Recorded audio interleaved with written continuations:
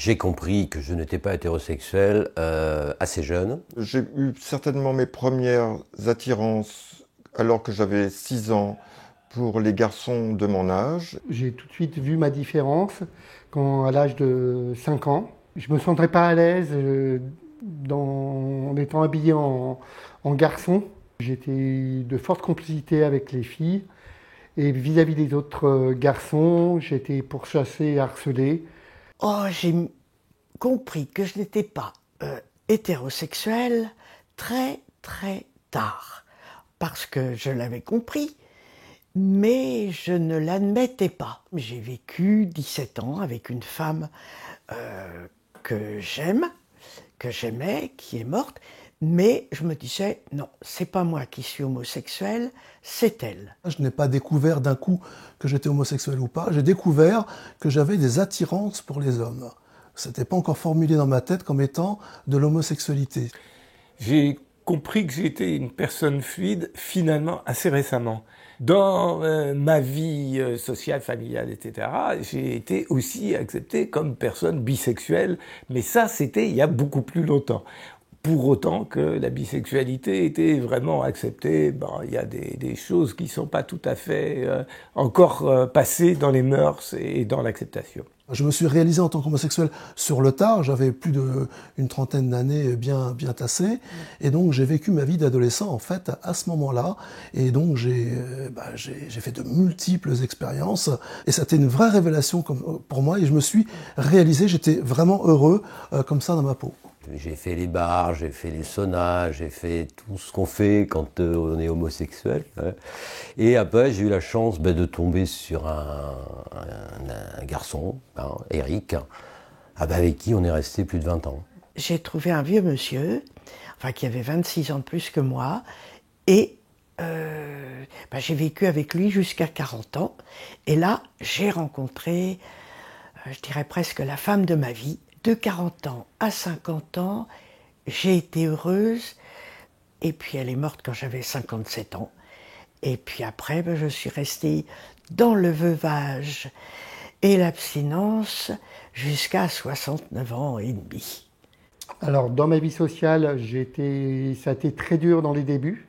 Je vivais ma vie en Sabrina, en cachette.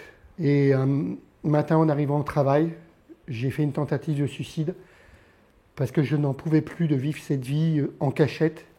Et j'ai envie de vivre ma vie dans mon vrai corps, donc le corps de Sabrina. Maintenant, je vais dire que je suis heureuse parce que j'ai eu une renaissance. Je suis perçue comme la personne que je suis et que j'aurais dû être depuis ma naissance. La seule crainte, quand je vais vieillir, ça serait de rester seul. Eric, malheureusement, est décédé, donc tous les projets de vieillesse à deux, ils sont tombés à l'eau. Je me suis retrouvé à l'âge de 55 ans, donc veuf, on peut dire. Et mon gros souci est donc la solitude inhérente à la vie de célibataire. Mes craintes, c'est la solitude. Voilà, j'essaie de la mettre, de l'ignorer. Si on vit dans la solitude et dans la crainte, on ne peut pas évoluer dans sa vie de senior parce que je serais encore malheureuse.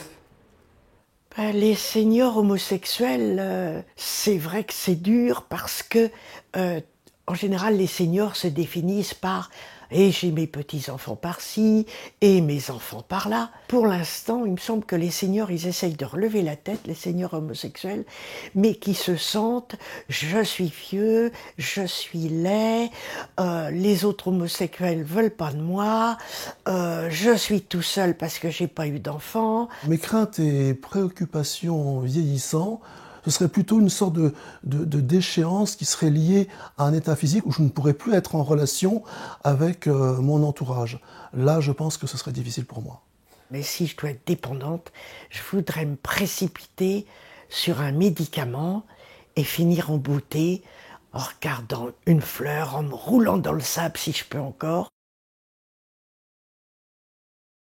Nous sommes tout de même dans une société qui privilégie la jeunesse physique, l'apparence physique, Et donc, il est très difficile de vivre sa vieillesse dans l'harmonie. Il y a quand même dans la communauté gay un ostracisme envers les plus âgés, hein, ça c'est très clair, qui est basé sur le physique.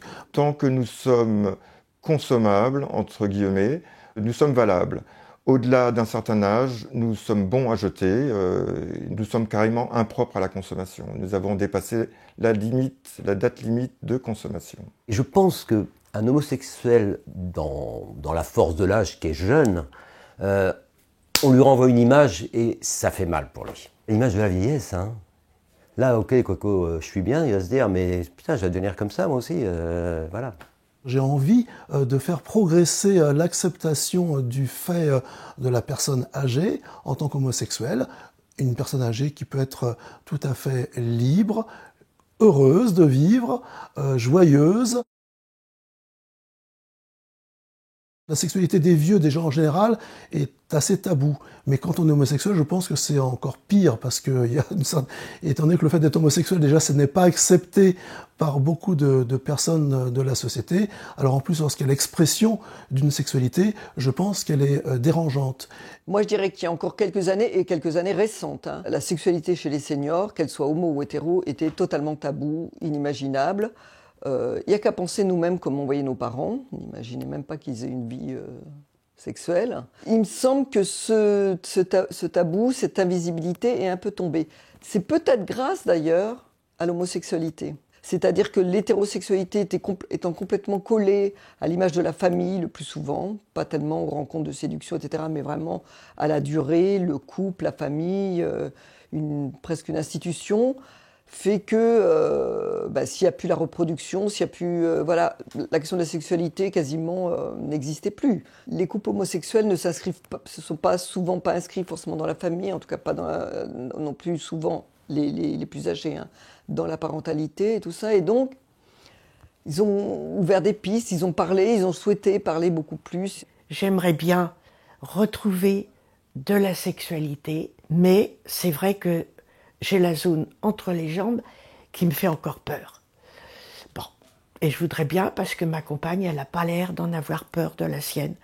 Et elle n'a pas été très heureuse dans sa vie sexuellement. Et je trouve que c'est malheureux. J'ai un gros progrès à faire, devenir sexy. C'est souvent les enfants qui bloquent par rapport à l'imaginer la sexualité de parents très âgés. N'imagine même pas une seconde que ce soit possible. A priori, s'ils sont en EHPAD en particulier, c'est qu'ils ont perdu beaucoup de leur indépendance, c'est qu'ils sont dans une dépendance. Et donc, on n'imagine pas que quand on est dans un état de dépendance relativement important par rapport à la vie quotidienne, on puisse avoir une sexualité. Les deux paraissent, dépendance et sexualité, paraissent complètement antinomiques. Mais la sexualité, sous toutes sortes de formes, en fait, c'est une réalité qu'on peut vivre très longtemps et probablement que ça aide en plus à vivre bien sa vieillesse. Il faut faire un travail pour permettre l'acceptation de ce fait-là de manière peut-être un peu amusante pour pouvoir pas trop choquer les gens. Mais je pense que des fois de choquer, c'est pas forcément mauvais et ça permet de montrer quand on est vieux, oui, on a une sexualité comme les autres. On peut encore faire l'amour quand on a 70 ans.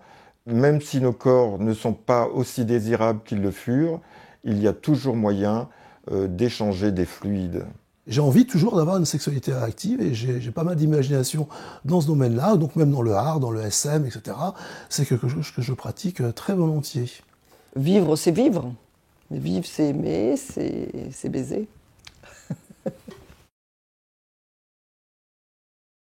Le cadre idéal où je voudrais vivre quand je serai plus âgé, ce serait soit dans une maison de retraite, soit dans un EHPAD, soit si je suis malade dans un hôpital. Mais ce serait un endroit où on est accepté et qu'on puisse vivre notre vie en toute liberté et en toute compréhension. Le cadre idéal dans lequel je souhaiterais vivre en étant très âgé, en tout cas, c'est pas du tout un EHPAD. Je trouve ça terrible. Je suis en train petit à petit de me faire à la réflexion d'un cadre idéal où la vie en communauté, ça ne veut pas dire la communauté des personnes LGBT, mais où la vie en communauté partage des valeurs, des expériences, des histoires et une ouverture. La vie tout seul ou toute seule chez soi m'apparaît pas forcément intéressantes. Je pense que ça peut être très positif de mettre en commun une vie, des expériences, de l'aide aussi, pour pouvoir bien vivre ensemble et de manière alternative et originale. Et je pense que ça peut servir d'exemple aussi à la population générale, pas aux gays seulement, que de se configurer dans des formules qui sont pas courantes, qui seraient une alternative à l'EHPAD et qui n'est pas forcément dont personne ne rêve, je pense. L'action de Grey Pride, eh bien oui, je pense que c'est utile. Je dirais même que c'est indispensable. Le but de Grey Pride s'inscrit dans un humanisme, c'est-à-dire de s'accepter tel que nous sommes. Je pense que c'est une bonne initiative parce que, étant senior, on a encore une sexualité. La sexualité, c'est important de la vivre, de ne pas la cacher. Il ne faut pas mettre de côté sa sexualité parce qu'on est vieux ou vieille. Toutes les vieilles peaux que nous sommes, qui se sentions un peu flasques, eh bien voilà que on prend le temps de nous écouter, de nous filmer. Je suis à Grey Pride parce que la question du vieillissement des personnes LGBT est une chose importante. Ce sont des personnes qui ont vécu des difficultés. Les choses changent un peu pour des personnes plus jeunes et c'est tant mieux. Grey Pride a cette